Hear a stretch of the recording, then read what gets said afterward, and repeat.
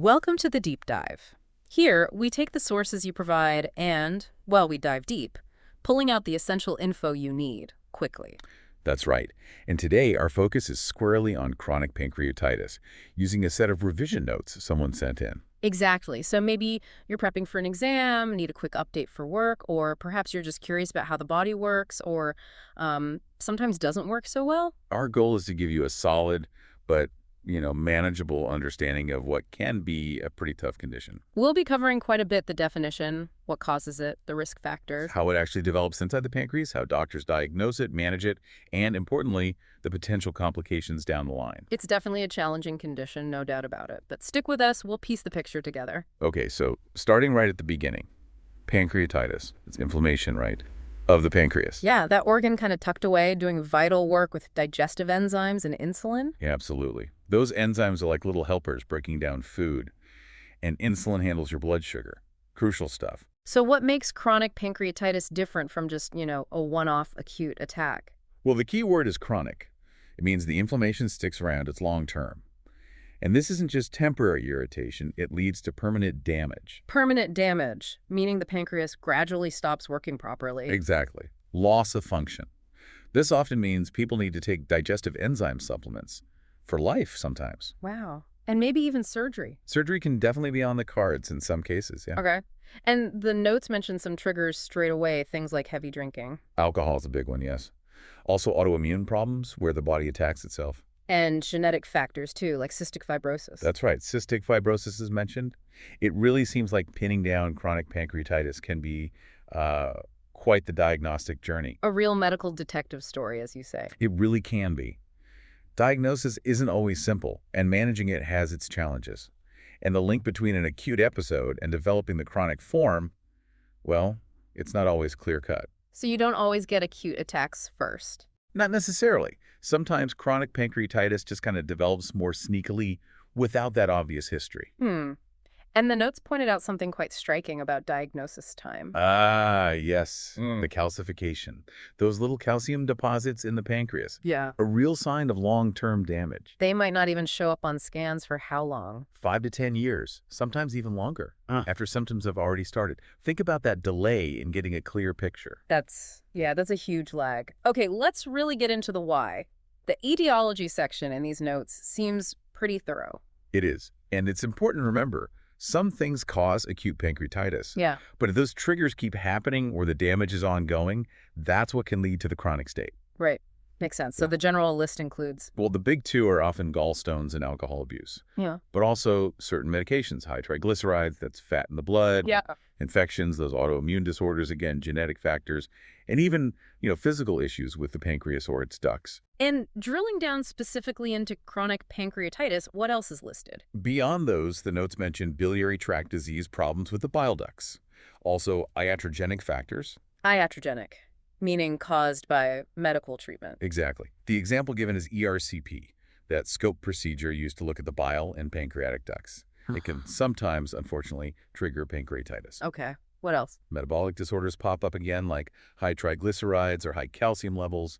Trauma to the abdomen is another one. And congenital disorders. Cystic fibrosis again. Yep, CF is mentioned again there. And surprisingly, quite a range of drugs, as athioprine, sulfonamides, loop diuretics, or examples given. And then there are the cases where the cause just isn't found. Right, the idiopathic cases. Yeah. Frustrating, but it happens. They're split into early onset and late onset.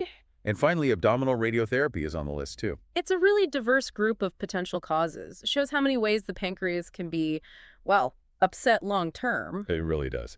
So what makes certain people more likely to actually develop chronic pancreatitis? Moving on to risk factors. Well, a lot of the causes we just talked about are also risk factors, naturally. Gallstones, alcohol, obesity, smoking. Smoking, too. Definitely. Certain medications, family history is important, high triglycerides, infections, trauma, autoimmune diseases, they all contribute to risk. But are there factors that really strongly point towards the chronic form developing? Yes, the notes highlight a few key ones. There's a very strong link. Something like 60 to 70% of chronic cases tied to significant alcohol abuse over, say, 6 to 12 years. That's a pretty stark connection. It is. But crucially, the notes also stress that smoking is an independent risk factor. Even if you don't drink heavily, smoking increases your risk. Okay, that's important. And genetics play a role here too, you mentioned. A significant role. Mm. The notes name specific genes. GGT1, CFTR, the cystic fibrosis gene again, and SPINK1. Variations in these can make you more susceptible. So it's like a genetic predisposition. Exactly. The notes called it a complex interplay of genetically induced metabolic changes. Basically, your genes might deal you a hand that makes you more vulnerable if other risk factors like drinking or smoking are present. So it's a mix of lifestyle and genetics. Makes sense. Okay, let's get into the mechanism, the pathophysiology. What's actually going wrong inside the pancreas? Okay, so fundamentally, in any kind of pancreatitis, the basic problem is that digestive enzymes get switched on too early, inside the pancreas itself. Instead of in the intestine where they're supposed to work. Precisely. So they start digesting the pancreatic tissue, self-digestion, basically, leading to inflammation and damage. And in chronic pancreatitis, this just keeps happening. Yes, it becomes a persistent cycle, and this leads to specific issues. The notes mention obstruction of bicarbonate excretion. Bicarbonate, that neutralizes acid, right? It does. So if that's blocked, things get more acidic, potentially worsening damage. Then there's the enzyme activation causing necrosis, tissue death, and fibrosis. Fibrosis, that's scarring. Scarring, exactly. Over time, scar tissue replaces healthy pancreatic tissue, and it just can't function properly. Genetics, as we said, can contribute to all this. And alcohol's role. It seems to be twofold. It can cause proteins to clump together, forming plugs that block tiny ducts. Mm-hmm. Plus, alcohol is directly toxic to the pancreatic cells. Like a direct poison. In a way, yes. And then there's oxidative stress. Think of it like biological rusting that also contributes to the ongoing damage. Quite a destructive process. The notes also mentioned large duct versus small duct, chronic pancreatitis. What's that distinction about? It's mainly based on what's seen on scans, particularly the main pancreatic duct. In large duct disease, that main duct looks widened, dilated. Okay. This type is often linked with steatorrhea, that fatty stool problem, and might be more suitable for surgical approaches to unblock the duct. In small duct. That's more common in women. Often the scans look, well, normal, especially early on. Management there tends to focus more on enzyme replacement therapy, PETA, because there isn't an obvious large blockage to fix surgically. So it guides the treatment path. Makes sense. Are there also specific types of chronic pancreatitis identified? Yes. The notes detail three main ones. First, hereditary pancreatitis. It's rare, caused by a specific gene mutation, PRSS1. Okay. It usually starts early in life, lots of pain, problems with both digestion and blood sugar, and importantly, a much higher risk of pancreatic cancer later on. That's serious. What's the second type? Tropical chronic pancreatitis. Found more in tropical areas, affects younger people. It's a bit like the alcoholic type, but often involves large calcium stones, calculi, in the pancreas. High diabetes risk, too, and linked to gene mutations, especially noted in Japan. Interesting geographical link. And the third? Autoimmune chronic pancreatitis. Here, the immune system itself attacks the pancreas. There's a type 1, more common in Eastern countries, and type 2, more in the West. How's that diagnosed? Often by high levels of certain antibodies, like gamma globulins and IgG. Yeah. The good news is it often responds well to steroids. But there might still be a cancer risk. There's a possible link, yes, even though long-term survival is generally better than other types. But maintenance therapy might be needed. So yeah, each type has its own distinct features. Okay, so the causes and the how are clearly complex. When someone comes in with symptoms suggesting pancreatitis, what else do doctors need to rule out? The differential diagnosis. Right. Especially for an acute attack. The list is quite broad because tummy pain can mean many things. Like what?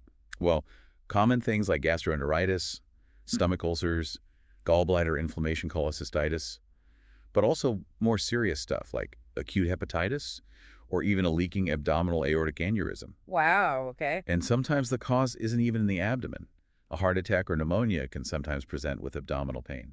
So you have to think widely. What about if imaging shows those calcifications we mentioned? Is it always chronic pancreatitis? Usually a strong pointer, especially with symptoms, but the notes remind us of other possibilities.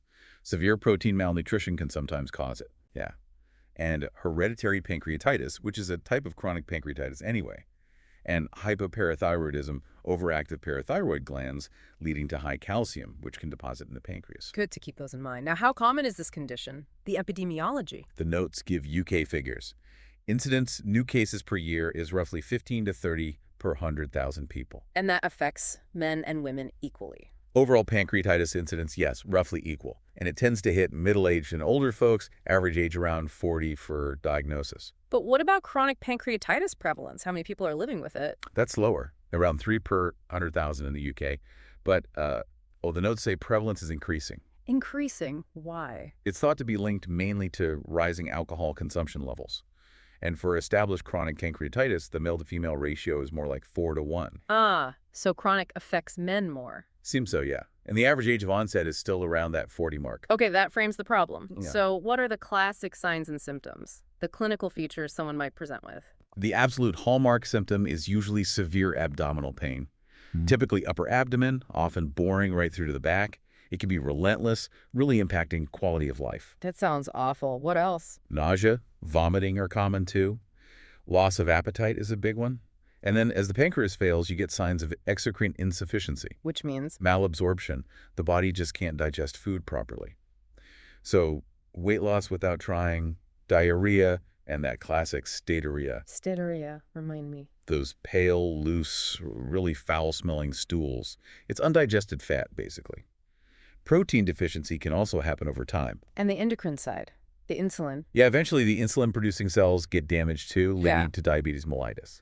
And on examination, the main finding might just be tenderness in the upper abdomen when pressed. Okay. The notes also mentioned how an acute flare might look different. Right. It's helpful to know the signs of an acute attack, as chronic patients can have these flare-ups. Think sudden, severe pain radiating to the back, vomiting, fever, nausea. Any specific signs a doctor might see? Maybe tenderness. But in severe cases, you might see bruising signs like gray turners on the flank or Cullens around the belly button. Signs of dehydration, too. And knowing this helps understand the whole picture. Exactly. Because chronic pancreatitis can develop after repeat attacks or just gradually. And the notes give that useful diagnostic guide. Usually need 2 out of 3 things: the typical symptoms, the right biochemistry, and CT findings. Right, that triad. So let's move on to the tests, the investigations used to confirm all this. Okay, biochemically, the key thing, especially in flares, is looking for serum amylase or lipase levels going way up, more than 3 times the normal upper limit is the usual benchmark. And imaging. What's first line? Usual CT or ultrasound. You're looking for those structural changes, calcification, or a dilated main duct. What if those aren't clear? Then you might move to more advanced imaging, MRI, sometimes with secretin stimulation to check duct function, or endoscopic ultrasound, EUS. EUS, that's the scope with the ultrasound on the end. Exactly. Gets really detailed pictures from inside. Are there other blood tests done? Oh yeah, especially if someone's quite unwell, say with a flare-up. You do a full blood count, check kidney function, UNEs, glucose, liver tests, calcium, CRP for inflammation. And maybe arterial blood gases? In severe cases, yes, to check oxygen levels and see if there's metabolic acidosis. You mentioned CT earlier. Any specific type? CT with contrast is often preferred. It helps spot areas of dead tissue, necrosis, and grade how severe things are. Often done if the blood tests are iffy or symptoms aren't improving after a couple of days. And ultrasound is mainly for? Good for looking for gallstones as a possible cause. Okay. Any other imaging? MRI can give good views of the bile and pancreatic ducts, checking for stones, or even a tumor. And there's a specialized version, secretin-enhanced MRCP, which is great for looking at the ducts in chronic pancreatitis. What about testing how well the pancreas is actually working? Function tests? Yes, things like fecal elastase. Measuring that enzyme in the stool gives an idea of exocrine function enzyme production. But the notes said early diagnosis can be tricky. It can be, yeah. There isn't always one specific blood marker early on. The secretin stimulation test can assess function damage, but it's not done everywhere. What else might be looked at? Things like nutritional markers in the blood, serum trypsinogen, maybe a D-xylose test for absorption, and fecal elastase again. More invasively, sometimes fluid is collected from the duodenum during endoscopy. Right. And for monitoring chronic disease? Imaging is key. CT, that's secretin MRCP, and EUS are the mainstays. Biopsy is rarely done. The notes mention too risky usually. So it really is about putting all the pieces together, symptoms, bloods, imaging. Absolutely. It's a combination approach. Okay, so once you have the diagnosis, how do you manage chronic pancreatitis? What's the plan? Management is really about several goals. Controlling pain, replacing the lost enzyme and insulin function, and trying to prevent complications. Starts a lifestyle, I imagine. Absolutely fundamental. Strong advice to stop smoking, cut down alcohol, ideally stop completely. And a low-fat diet is usually recommended to help with fat digestion issues. And the pain, that sounds like a major issue. It often is. Management is usually tiered. Start with medications, then maybe endoscopic treatments if there are duct blockages or strictures, sometimes nerve blocks, like a coeliac plexus block, and surgery is an option too. What about replacing the enzymes? That's PERT pancreatic enzyme replacement therapy. It's essential for most people with significant exocrine insufficiency. You take enzyme capsules with meals to help digest food. And you need to monitor that. Definitely. Need ongoing monitoring of both exocrine function to get the PERT dose right and endocrine function to watch for or manage diabetes. When does surgery come into play more seriously? Well, EOS can help guide procedures. Simple things might be done via ERCP, like removing stones or placing stents in narrowed ducts. And bigger operations. There are several. Surgical decompression to drain the duct, various resections removing parts of the pancreas, like the Ripple procedure, or procedures that preserve the duodenum, or Frey's procedure, which combines resection and drainage. Sounds complex. They are major operations.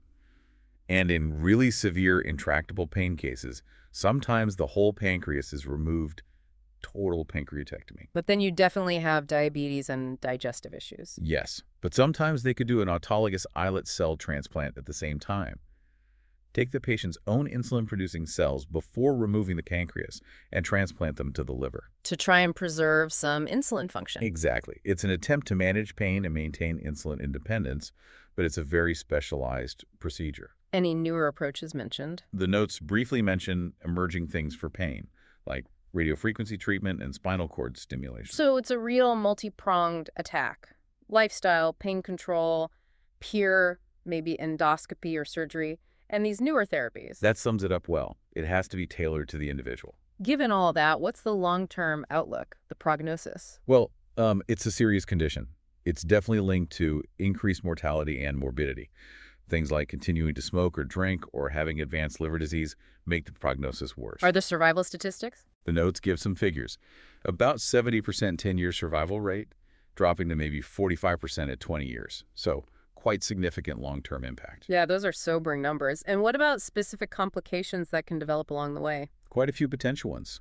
Nutritional issues like vitamin B12 deficiency cobalamin, diabetes, as we discussed, which can be quite difficult to control, sometimes called brittle diabetes. Prone to complications itself. Exactly. Then you can get fluid collections around the heart, lungs, or in the abdomen, and specifically pancreatic fluid collections called pseudocysts. Pseudocysts, what needs doing for those? They might need draining, often along with bowel rest. There's also a risk of bleeding, say if a pseudocyst eats into a nearby blood vessel or the bowel wall. And the really big concern? Pancreatic cancer, pancreatic carcinoma. The risk is definitely increased in people with chronic pancreatitis. That chronic inflammation is thought to be a key driver in developing adenocarcinoma. That's a very serious complication. Okay, let's try and pull that all together. We've seen chronic pancreatitis as this ongoing inflammation causing irreversible damage. Driven by various things, alcohol, smoking, genetics being major factors. We looked at how it damages the pancreas, the different types, what else it might look like. How common it is, particularly affecting middle-aged men increasingly, the key features like that awful back pain and digestive upset. The investigations from bloods to scans, and the really comprehensive management needed lifestyle, period, pain control, potentially surgery. And finishing with the tough prognosis and those significant complications, including the cancer risk, it's definitely a condition with a major impact. Absolutely. And perhaps, thinking ahead, maybe the provocative thought for you, the listener, is this. As we get better at understanding that complex web of genetics, lifestyle, and what's happening inside the pancreas, perhaps we'll see earlier detection become more common, and maybe even more targeted therapies that address the specific underlying mechanisms in each person. Definitely something to hope for, and an area needing much more research. If this deep dive has helped your revision or sparked your interest, remember to check out PassTheMSRA.com. And FreeMSRA.com too, both great resources for learning and revision. Thanks for joining us today for this deep dive into chronic pancreatitis. We'll catch you on the next one.